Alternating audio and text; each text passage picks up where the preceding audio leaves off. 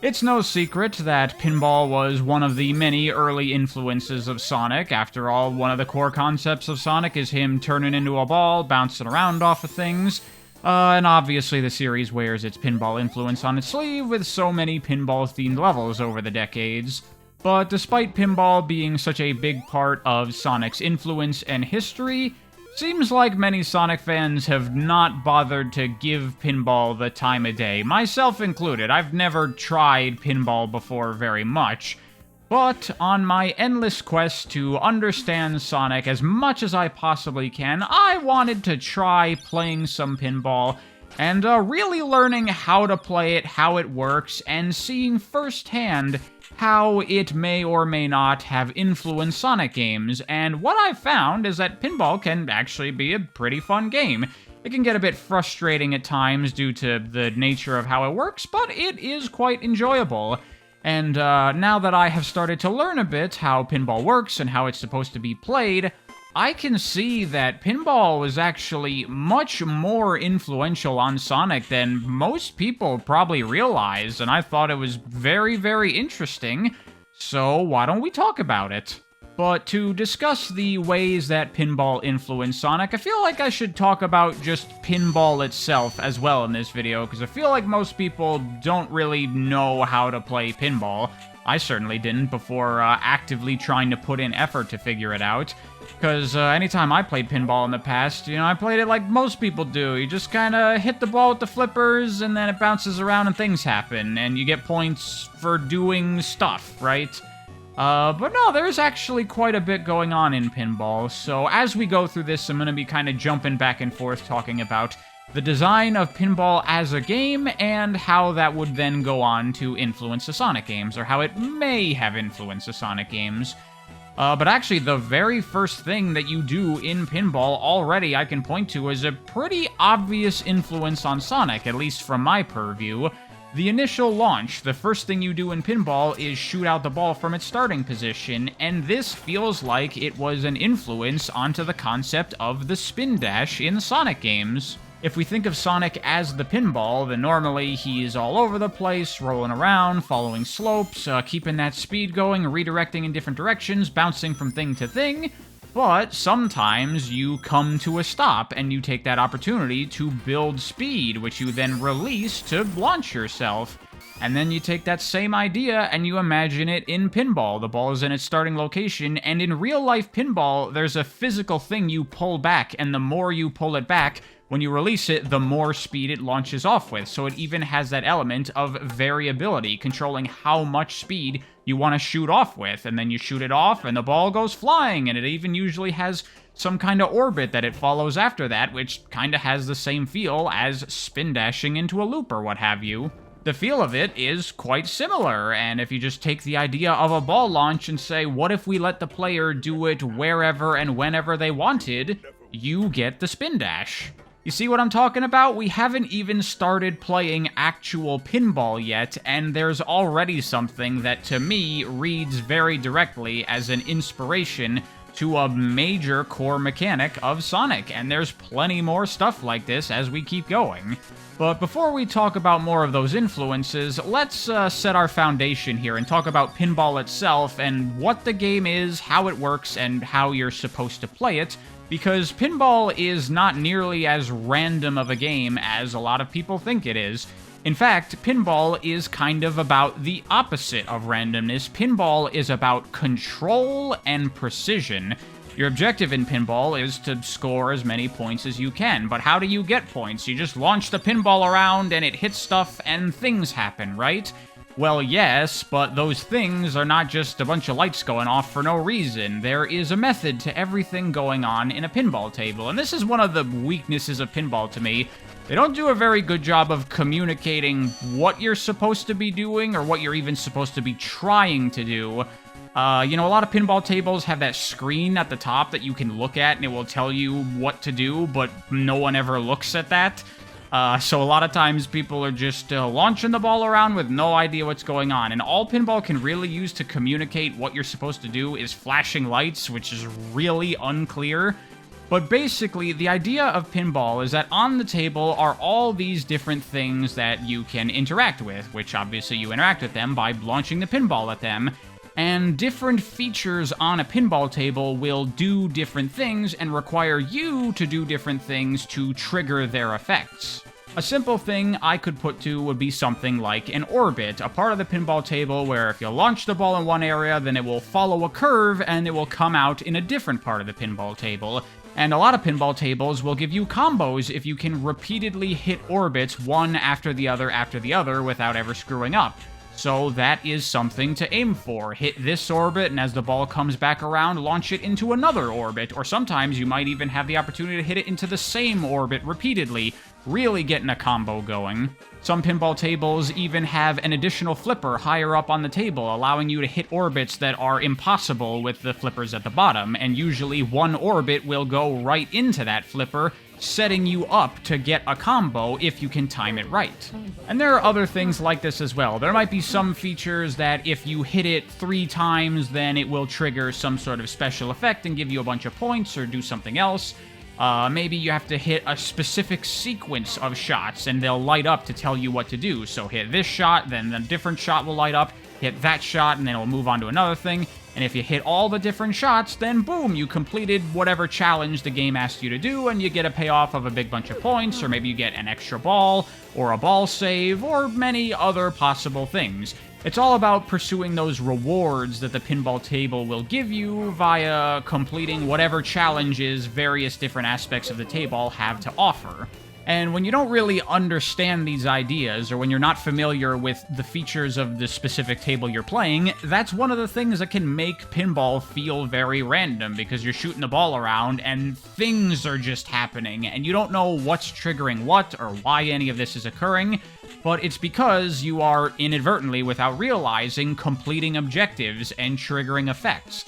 But these things are not random. You can learn the table and start to deliberately aim to complete these objectives, and that is where the real game of pinball is.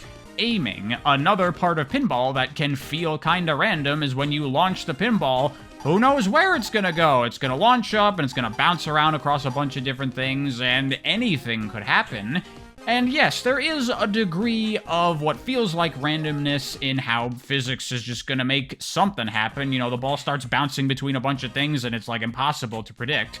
But if you take some time to learn and practice, then you can mitigate a lot of that randomness by having control of the part of the pinball table you can interact with, the flippers. The mistake a lot of new players or people who don't understand pinball make when they first start playing is they just hit the flippers immediately once they're in contact with the ball, which is not always what you want to do, because depending on how the ball is moving, its trajectory, its speed, where it is physically on the flipper, all of these things can influence how it's going to shoot off when you finally launch it. And this is where that precision comes in. With enough practice, you can learn how to make the ball go where you want it to go. And as you play a table more and more, you get a feel for what shots and what angles you need to get the ball to go to specific points. But the speed the ball is moving at can also be a factor in this, and sometimes it might be a good idea to use the flipper to stop the ball, to slow it down, to give you a little bit more control, and to affect the angle and the trajectory it's going to launch with when you finally hit it with that flipper. In fact, you can even use stuff like this if the ball's going really fast. Use the flipper as a ramp to get it to the other flipper if you want to make a shot on the opposite side. There's so many things you can do to control the ball very precisely, and all it takes is the very simple interaction between the ball, the flippers, and the physics. Most of what it comes down to is timing, and that is another thing I would say is quite similar to the Sonic games, and how the physics of those allow you to change the trajectory of your jumps using the terrain through slope jumping. Imagine Sonic is the ball, the ground is the flipper, and you hitting the jump button is you hitting the flipper. And we have Sonic running along, and a slope comes up, and you want to do a slope jump. Well, depending on when you hit that jump button, depending on when you hit that flipper, it is going to affect the trajectory of Sonic's jump, and learning the timing is what it takes to learn how to jump in the way you want. While the way you go about doing these things is very different, when you're playing, the feel of it is quite similar because it comes down to the same fundamental principles. This is even more prominent when you play the original versions of the Sonic games when they have roll lock, meaning you can't control yourself in the air, so you are completely at the mercy of the physics. Pressing the jump button is the only thing you can control, and after that, whatever happens is gonna happen, just like in Pinball. In fact, remember what I was saying before about orbits that sometimes have an additional flipper that they lead into? A thing about these shots is that they can usually be pretty difficult to land because the ball is coming around the orbit, usually with a lot of speed, so you gotta be really precise on your timing to hit the ball in just the right way. And again, if we compare that to something like this in Sonic, when you're coming through all these loops with a ton of speed, and then there's this slope, and if you jump just at the right time, you'll launch yourself way up here. Same exact idea. And while we're talking about precise timing, another thing in Pinball that feels very Sonic to me, or I suppose I should say the other way around, is when the ball starts going really, really fast. When you hit it with the flipper with a lot of speed and it shoots up and it hits something, sometimes the ball can rocket right back down to the flippers really quickly. And you gotta be ready for that, ready to hit the flipper at a moment's notice. The very moment that the ball comes into contact with the flipper, you gotta hit that button to launch it back up again and kind of ricochet it back with the speed that it came down with. And that, to me, felt quite similar to the enemy bouncing you can do in a lot of Sonic games. That really stark, high velocity, up and down, instantly going from one to the other. When you fall from a really big height, and then you hit something, and then you launch way back up, and then you're falling back down again, you launch way back up. In fact, it feels even more similar when we get to Sonic 3 and Knuckles, and it adds the Insta-Shield, because one of the effects of the Insta-Shield is that it increases the size of Sonic's hitbox.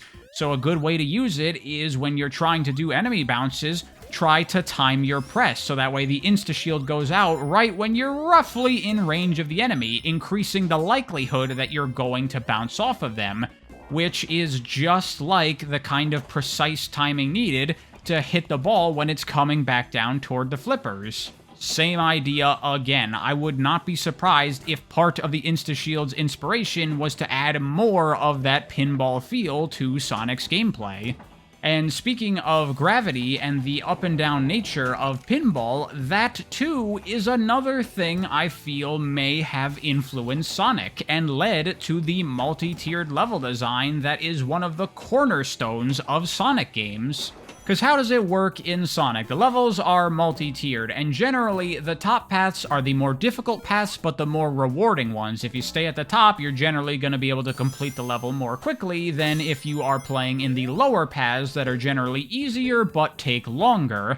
And if you screw up a platforming section, then usually you are going to fall down to a lower tier, and that is your punishment for screwing up. The game just uses gravity as a natural punishment, and pinball is exactly the same thing. Gravity is the ultimate opponent in pinball because it is trying to pull your ball all the way down to the gutter and make you lose. It is in resisting the downward pull of gravity and staying up that you play pinball well. And in fact, some pinball tables will have higher, separate kind of mini tables that you can access, which usually present opportunities to get a lot of points, but they are usually very difficult to stay in these areas. And if you screw up, what happens? You fall down back to the normal part of the table, just like Sonic games. The multi-tiered level design of Sonic is simply taking the gravity-based design of pinball tables, up is good, down is bad, and applying that to a linear A to B platformer, where instead of the reward being points, the reward is a faster completion time. And this next one is definitely a bit more of a stretch than anything else thus far, but there could be something here. Another aspect of pinball that I've not talked about so far is modes. Modes are exactly what they sound like. They are a different mode you can enter while playing pinball that kind of changes up the objective a little bit. When you're normally playing pinball, it's kind of like a freeze sandbox, and you can do lots of different things to trigger lots of different effects.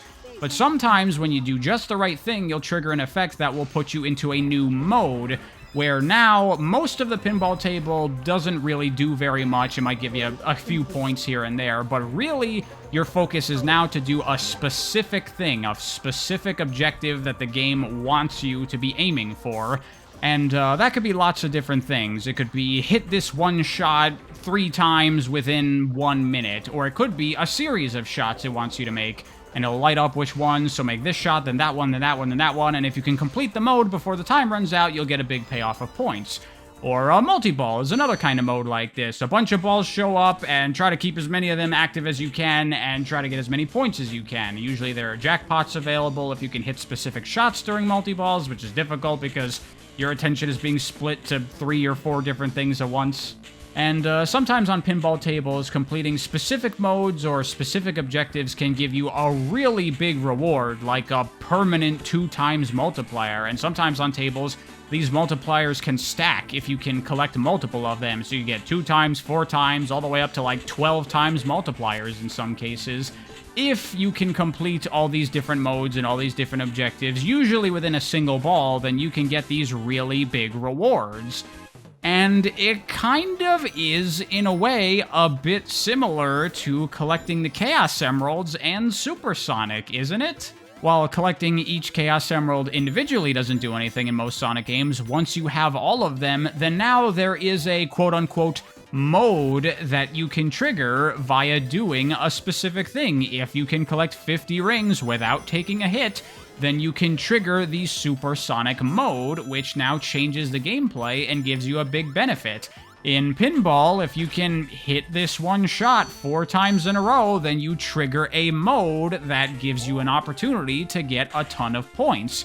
Supersonic kind of does function like a mode in a pinball table. It changes up the rules, changes up what you need to worry about and what you need to focus on, and gives you a slightly different experience. When you're in the Supersonic mode, you no longer have to worry about taking damage, and sometimes in pinball tables, you might not have to worry about falling through the bottom during a mode. That's just removed as a mechanic. You'll just get a ball save every single time as long as the mode is active. And in Supersonic, instead of worrying about damage, you have to worry about keeping your ring count up to keep the mode going to get the benefit from it as much as possible.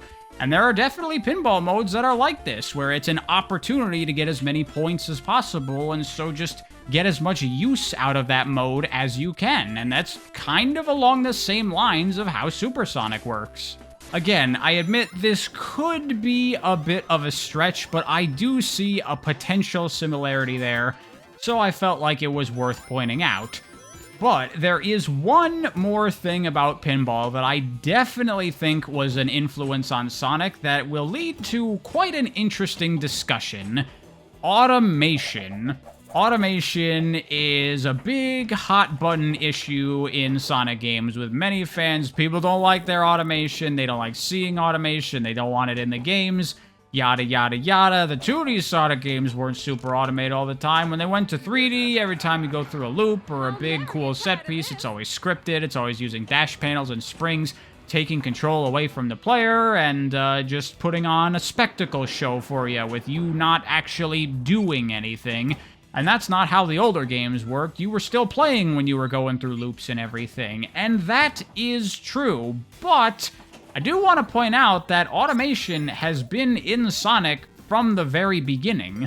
Take these tunnels that you can go through in many Sonic games. If you go into the tunnel and you don't have enough speed to clear it, then the game is going to automatically shove you through the other end. And there are plenty of automated, scripted, not standard, normal, controlled gameplay in the original Sonic games, like when you go through the corkscrews on Emerald Hill, or when you run up the tree in Angel Island Zone. Automation and spectacle set pieces have always been a part of Sonic. They are not something that was newly introduced when Sonic went 3D, or when they started putting dash panels all over the place. However, the way they approach automation definitely did change with these things, because the original Sonic games approached automation in the same way that pinball does. Because in pinball, there are things that will automatically control the way your ball moves. We've talked about orbits so far at this point. That is one example of that. You shoot the pinball to an area, and then it automatically, by following the guide rail, will curve around and come out in a different area. You also have wire forms, those steel tracks that you can shoot the ball into, and then it will automatically follow the track and then get spit out into a specific area. Those are automation, and they're not at all too dissimilar from the kinds of automation that we see in the original 2D Sonic games. But the difference between this kind of automation and the automation we see in 3D Sonic games is that this isn't really truly automatic, because pinball tables are real games played in the physical world, so there's no way to completely exactly control the way the ball is going to behave. The ball doesn't stop listening to the laws of gravity and start moving in some weird, unnatural direction. The ball is still being affected by physics, obviously, it's just that its path is being guided, it's being controlled. And this is the way automation was done in the original Sonic games. When you would go through a loop, it's not because scripting would take over and force you to go at this very specific speed on this very specific path to ensure that you would clear the loop correctly. No, you would go into the loop, and your speed would carry you through that loop or not. Just like in pinball, if you shoot yourself up to an orbit, but you don't have enough speed to clear it, then you're gonna fall back down through the same way. You're not gonna get through the whole thing. And that's the whole point. The game wants you to be making these shots, but it wants you to make them with enough speed. If you just barely manage to hit it with enough speed, then it might slowly curve around, and as it's going up, it's slowing down, and then it just barely manages to make it through the other end of the orbit, or sometimes it might even fall out early. But if you get a really nice, clean, precise shot, then boom, you launch it, and it just flies through that orbit really, really fast. And that is exactly how it works in the Sonic games. The speed you have going into these automated sections affects what's going to happen. If you try to go through one of these and you don't have enough speed, then you will not make it. But if you're coming in with a bunch of speed from a slope or a spin dash, then bam, you'll blast right through it really quickly. And not only will that speed up how quickly you get through that section of the level, but it can open up further opportunities where you go into one of these sections with a bunch of speed, and then you get launched out with a bunch of speed, shooting you up to a higher area or something like that. The truth about the automation in the original Sonic games is that it wasn't really automation. Just like real pinball, it was guided, physics-based gameplay, and it was just as much a part of the game as everything else. Whereas when we go to the 3D Sonic games, all of that gets thrown away. All of the physics-based elements disappear and are taken over by scripting. Dash panels will launch you around in various different directions. Springs will shoot you to different areas. No control, no ability for the player to influence how these things work. In fact, if you try to do something, then most of the time these are going to break. This kind of automation in Sonic games that turns it all into shallow, superficial spectacle, not only is it not good because you're not doing anything, but it is fundamentally misunderstanding what automation in Sonic even was supposed to be in the first place. And you know what I find especially frustrating about this in 3D Sonic games? They have managed to do automation the right way in 3D Sonic games. The rails introduced in Sonic Adventure 2, this is correct. The speed you go into a rail with sticks around, and it can carry you through to the end, or you might not have enough speed and not clear it. You're still affected by physics and gravity and everything, it's just that the path you follow is guided as you grind along the rail. In fact, this method of doing automation is in some ways superior to the 2D Sonic games because now there's also an element of balancing to keep you more active and more involved while you're being guided through this semi-automatic gameplay. But sadly, rails are a shadow of their former self. Nowadays, they are just as automated as everything else, as boosting completely overrides any physics-based anything. Leaning is no longer a thing. Rails are now no better than all the other crappy automation that we see in 3D Sonic games. It's a real shame. You hate to see it. And I hope that maybe one day we can finally be rid of the plague that is automation in Sonic. And perhaps we can go back to doing it the correct way. But for that to happen, I think the people that make Sonic games would have to go play some pinball and realize why this stuff is even supposed to be here. Anyway, that is that. Thank you for watching. I hope you enjoyed this little deep dive into pinball and its relationship with Sonic. Never seen people talk about these things very much, because a lot of people don't really care for pinballs, so I wanted to investigate, and I found myself many interesting things, but also a new kind of game that I just enjoy playing, and I'm definitely going to keep playing pinball into the future, and I'd recommend maybe give it a shot. Maybe you might find it pretty enjoyable as well. After all, there's a reason the creators of Sonic took inspiration from it. It's because it's a good game.